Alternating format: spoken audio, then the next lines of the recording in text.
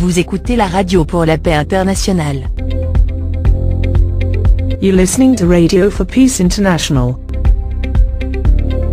Escuchas la radio por la paz internacional. Sie hören Radio für internationalen Frieden. Ascolti la radio per la pace internazionale. Bonjour à tous, merci d'être à l'écoute des podcasts de RFPI et d'IDN, Initiative pour le désarmement nucléaire, bienvenue. Nous accueillons aujourd'hui Valérie Cabanès. Vous êtes juriste en droit international, spécialisée dans les droits de l'homme et le droit humanitaire. Vous êtes cofondatrice de l'ONG Notre Affaire à tous, qui est à l'origine de l'affaire du siècle, et vous militez pour la reconnaissance du crime d'écocide. Vous êtes également l'auteur de 2 ouvrages, Un nouveau droit pour la Terre, pour en finir avec l'écocide, et Homo Natura, en harmonie avec le vivant. Valérie Cabanès, bonjour. Bonjour. Nous vous suivons régulièrement depuis votre dernière intervention sur notre antenne.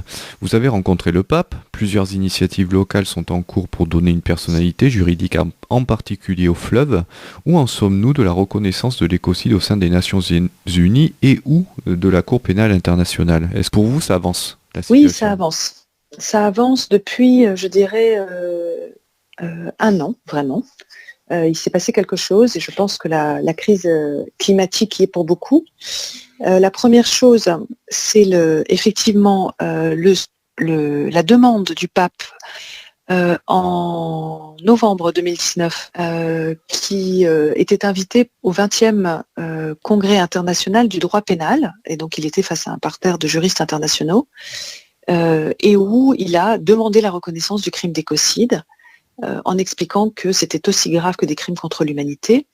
Et il a donné la définition d'ailleurs que Polly Higgins, avocate écossaise décédée l'année dernière, avait proposé à la Commission du droit international en 2010. Je suis effectivement retournée le voir, je suis allée le voir début septembre 2020 pour lui expliquer que donc aujourd'hui nous avions donc une fondation qui s'appelle Stop Écocide, qui soutenait des États qui souhaitaient donc faire reconnaître le crime d'écocide au sein de la Cour pénale internationale, et que nous allions lancer une campagne internationale auprès des citoyens pour qu'ils demandent à leur chef d'État de venir en appui à la demande des 2 premiers pays qui l'ont formulée, et c'était là en décembre 2019.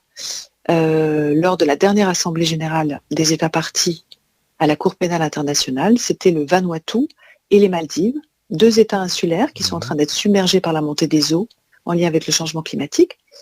Donc j'ai demandé au pape de soutenir le Vanuatu et les Maldives, et surtout de les soutenir publiquement, c'est-à-dire de dire publiquement maintenant, et pas que devant un colloque de juristes, qu'il voulait la reconnaissance du crime d'écocide, et de le dire aussi aux chefs d'État avec lesquels il serait en relation, en particulier les États les plus pollueurs. Donc ça, c'est une première chose. Le fait que les Maldives et le Vanuatu, donc l'année dernière, ont demandé officiellement pendant l'Assemblée générale la reconnaissance du crime d'écocide, c'était une première mondiale, dans le sens où c'est des débats qui ont toujours eu lieu plutôt dans un giron diplomatique, derrière les portes, si je puis dire, mais qui n'avait jamais été dit de manière très officielle dans l'Assemblée de la Cour pénale internationale. Donc pour moi, c'est un signal fort qui me montre que des États maintenant sont prêts à passer à la vitesse supérieure, et d'ailleurs les États du Pacifique qui ne sont pas encore signataires du statut de la Cour sont en train de demander à ratifier le statut pour être en nombre et peser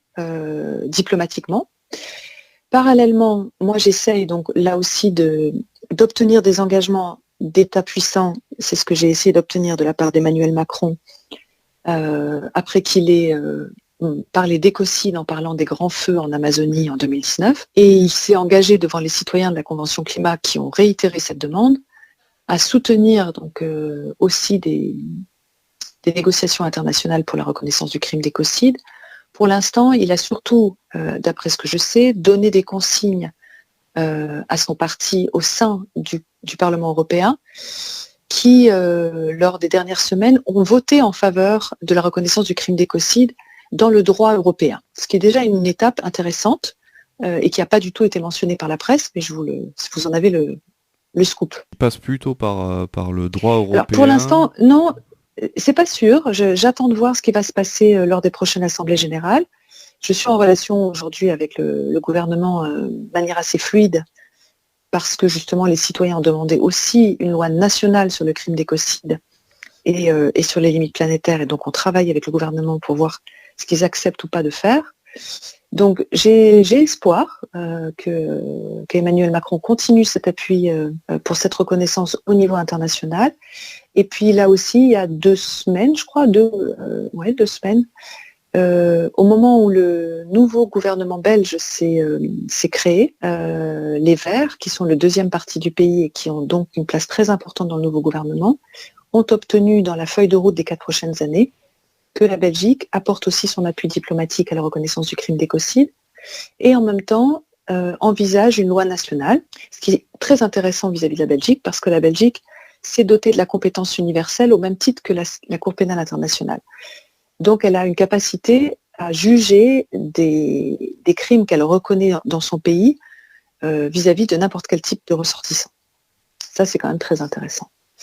Voilà, donc c'est juste pour montrer que c'est un débat qui commence à vraiment émerger dans le discours politique, dans les négociations internationales, et donc qui est soutenu en même temps par la société civile, qui est même soutenu par Greta Thunberg, qui a eu un prix début juillet d'1 million d'euros, et la première chose qu'elle a faite, c'est de reverser 100 000 euros à la fondation Stop Écocide pour pouvoir continuer ce travail de plaidoyer et d'appui juridique auprès des États qui veulent faire avancer la cause. Voilà. Et donc il y a une pétition en ligne internationale qui est dans 8 langues sur le site de stopecocide.earth, comme la Terre, E-A-R-T-H.